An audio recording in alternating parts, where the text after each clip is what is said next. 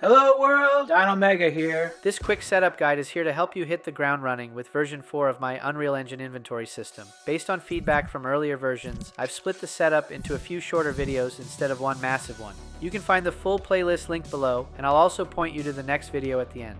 Are you ready, Timmy? Go ahead and open your project, then add the asset to it from the marketplace. And once it's added, look for the folder Omega Inventory V4. If you don't see that folder, or you see it but it's named something different, you are on an older version of this asset and this setup guide will not apply. Your project needs to be using Unreal Engine 5.4 or higher to use this version of the inventory system. On my end, I'm working in a fresh third-person project using Unreal Engine 5.7.1.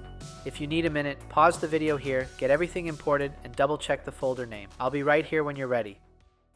Next, we're going to install the system, and we'll do that from our player controller. Go ahead and open your player controller blueprint. If you are not sure which one you are using, you can find it in the world settings. Expand the game mode and identify which player controller is assigned, then click the folder icon to open the location for your player controller blueprint. Dino, can I use the player character instead? I don't have a player controller, and it won't let me open the default one. For this system, you'll need to make a player controller. If you don't have one yet, create a player controller blueprint now and assign it in your game mode. Open up the player controller blueprint when you are ready.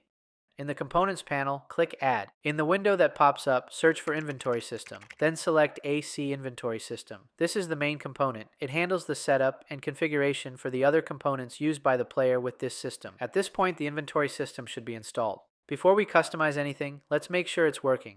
Compile and save this blueprint, then press play.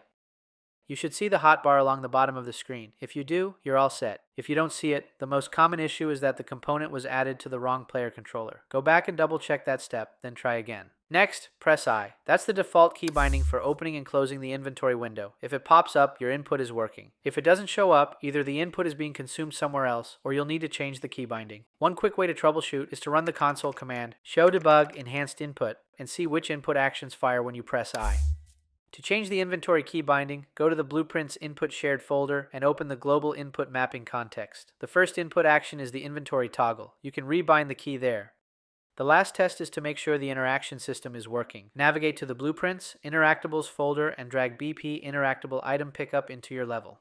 In the Details panel, set Item Row Name to Wood. I'm going to duplicate it a few times and I'll change the last one to meat_raw instead. These are all demo items included with the asset.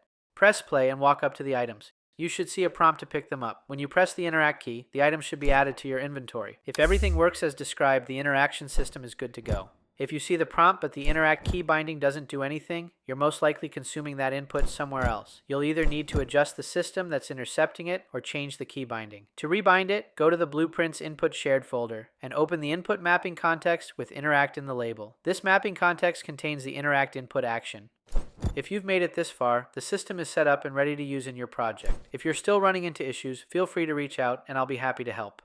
Next, I'll show you how to configure the system for your player. Head back to the player controller blueprint where you added the component. This time, select the component and in the Details panel, scroll down to the Configure section. Each subcategory here controls settings for a specific part of the system. You can hover over any variable to see a quick description, and you can also check the setup guide page in the documentation for a full breakdown of what everything does. Since this is a quick setup guide, I'm not going to walk through every single setting. I'll leave the deeper tweaking up to you. I do recommend taking it slow and making changes one at a time rather than tweaking a bunch of settings all at once.